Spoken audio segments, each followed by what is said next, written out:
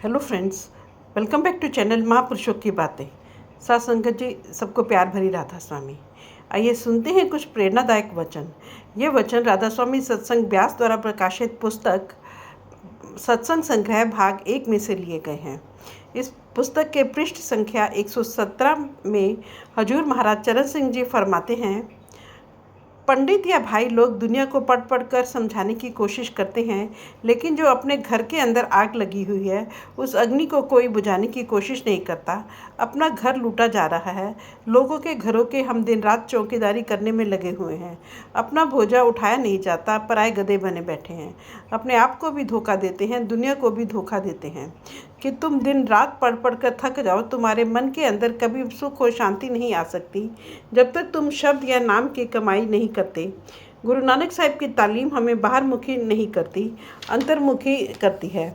इसलिए गुरु साहिब यहाँ उस वाणी का वर्णन करते हैं, अमृत का वर्णन करते हैं, उस शब्द या नाम का जिक्र करते हैं जिसको पाकर हमारे अंदर से दुनिया का मोह और प्यार निकल जाता है। हमारे रास्ते में से होमे की रुकावट दूर हो जाती है और हम अपने अंदर ही उस परमात्मा को पहचानने के काबिल बन जाते हैं। अब गुरु नानक साहब हमारी हालत देखकर अफसोस करते हैं, तरस खाते हैं कि हम दुनिया के जीव बड़ी बुरी तरह होमे की बीमारी में फंसे हुए हैं। मालिक का किसी को पता नहीं, मालिक की भक्ति की और किसी का ध्यान नहीं जाता। हम दिन रात बेटे बेटियों के प्यार में फंसे रहते हैं, कौमों मजहबों मुल्कों के झगड़ों में, शराबों कबाबों की लज्जतों में फंसे रहते हैं। दिन रात दुनिया की शक्लों पदार्थों की भटकन हमारे अंदर लगी हुई है। इस रचना के पदार्थों को दिन रात अपना बनाने में इतना लगे हुए हैं कि और तो और अपनी मौत को भी भूले बैठे हैं। रोज़ देख रहे हैं कि हमारे साथी हमारा साथ छोड़े जा रहे हैं।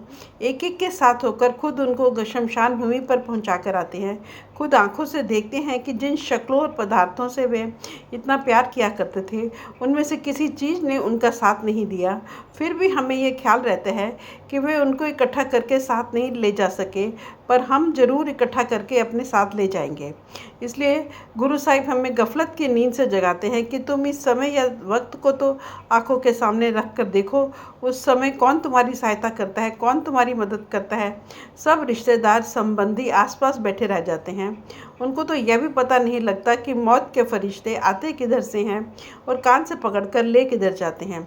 जिनको पता ही नहीं कि वे फरिश्ते आए किधर से और चले किधर गए, वे किसी की मदद क्या कर सकते हैं। गुरु नानक साहब हमारी हालत देखकर तरस खाते हैं, अफसोस करते हैं कि एक तो हम दुनिया के जीव मालिक की भक्ति नहीं करते, हमें इन दुनिया के धंधों से फुर्सत ही नहीं है। अगर हम भक्ति करते भी हैं तो दुनिया की इच्छाएं लेकर, दुनिया की तृष्णाएं लेकर करते हैं। गुरु साहिब आगे बताएंगे कि इसका क्या नतीजा है। इन इच्छाओं और तृष्णाओं को पूरा करने के लिए हमें जन्म लेना पड़ता है। मालिक देते देते नहीं थकता, हम लेते लेते थक जाएंगे। जो लंबी लंबी विनतियाँ करके मांगते हैं उनको पूरा करने के लिए मालिक हमें फिर जन्म दे देगा। उस जगह जन्म देगा जिस जगह उन इच्छाओं को अच्छी तरह पूरा कर सकें। गुरु साहब कहते हैं कि हम मांगते जाते हैं, परमात्मा देता जाता है। इसका क्या नतीजा होता है कि हम यहीं 84 के कैदी बने रहते हैं। जब तक मालिक से मालिक को नहीं मांगते तब तक हमारा देह के बंधनों से छुटकारा किस तरह हो सकता है। हम मालिक से मालिक को तो कभी नहीं मांगते। दुनिया की दातें ही दिन रात मालिक से मांगने में लगे हुए हैं। या हम डरते हुए मालिक की भक्ति करते हैं कि मालिक की भक्ति ना की तो कहीं बेटे बेटियां नालायक ना हो जाए, कारोबार में घाटा ना पड़ जाए, बिरादरी में निरादर होना शुरू ना हो जाए। यह भी कोई मालिक की भक्ति करने का तरीका नहीं है।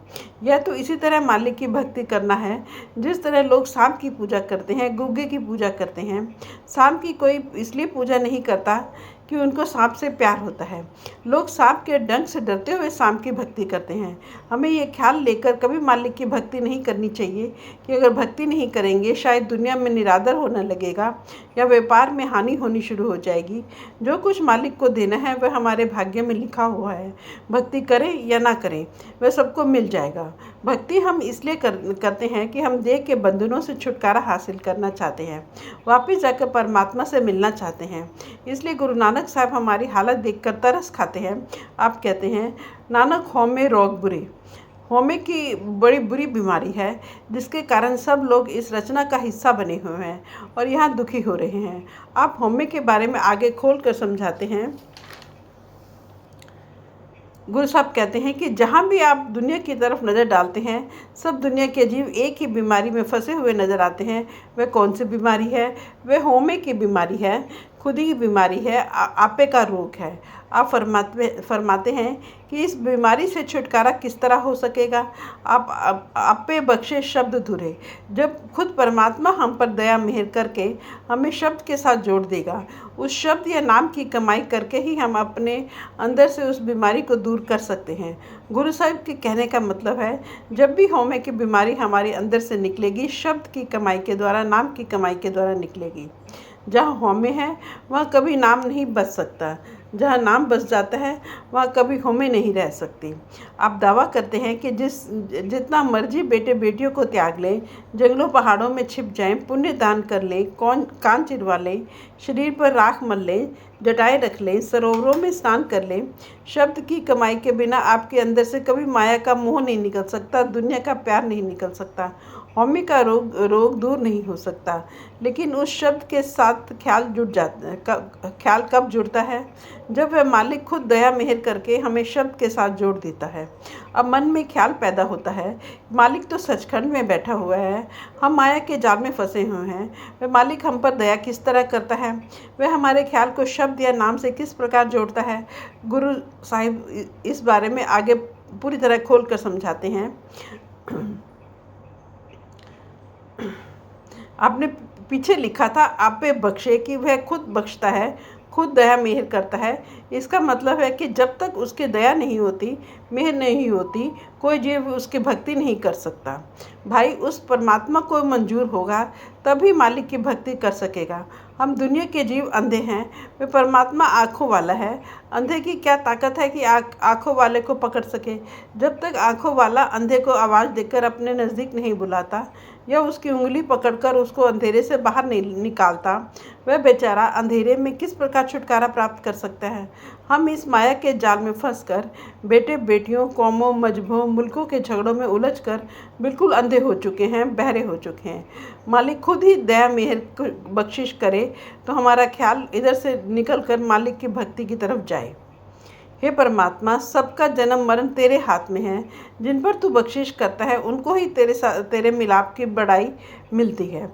जो कुछ होना है मालिक की बख्शिश के जरिए होना है। जीव के वश में कुछ भी नहीं है। वह चाहेगा राही से पर्वत बना देगा, आत्मा से परमात्मा बना देगा। फिर अपने आप समझ आ जाएगी परमात्मा कहीं बाहर नहीं था, वह हमारे अंदर बैठा हुआ था। जिनको परखता है उनके अंदर खुद ही बैठा हुआ है, और जिनको परख के काबिल बनाता है खुद ही बनाता है। आप उन दिनों की बड़ी सुंदर मिसाल देते हैं जब चांदी के रुपए होते थे। आप कहते हैं, हम जब चांदी के रुपए लेकर खजांची के पास जाते हैं, खजांची रुपयों को अच्छी तरह परखता है कि वे खोटे हैं कि खरे हैं। अगर खोटे हैं वह निशान लगाकर वापस कर देता है, जो खरे होते हैं उनको अपने खजाने में दाखिल कर लेता है। इसी तरह गुरु साहब आके कहते हैं कि हर जीव को मालिक मौत के बाद परखेगा। जो उसकी परख के काबिल नहीं बनते, जिनको उस परख के काबिल नहीं बनाया, वे वापस इस 84 के जेल खाने में आ जाते हैं। अब मन में ख्याल पैदा होता है, वह परमात्मा हमें अपनी परख के काबिल किस तरह बनाता है, वह हम पर दया किस प्रकार करता है। गुरु साहब आगे जवाब देते हैं। गुरु साहब कहते हैं कि जिन जिन जीवों पर परमात्मा दया करता है, मेहर करता है, बख्शिश करता है, या जिनको अपनी परख के काबिल बनाना चाहता है या अपने खजाने में दाखिल करना चाहता है, उन जीवों को वह गुरमुखों की संगति दे देता है, गुरमुखों की सोबत दे देता है। वे जीव जब गुरमुखों के पास जाकर मालिक के भाने में रहकर शब्द की कमाई करते हैं, वे उस परमात्मा की परख के काबिल बन जाते हैं। गुरु साहिब के समझाने का मतलब है कि जब हम परख के काबिल बनेंगे, शब्द की कमाई करके, नाम की कमाई करके बनेंगे। जब भी हमें नाम की कमाई करने का तरीका पता लगेगा, साधन पता लगेगा, साधु संतों महात्माओं से पता लगेगा। जब भी गुरमुखों की संगति या सोबत मिलेगी, उस मालिक की दया, मेहर और बख्शिश से मिलेगी।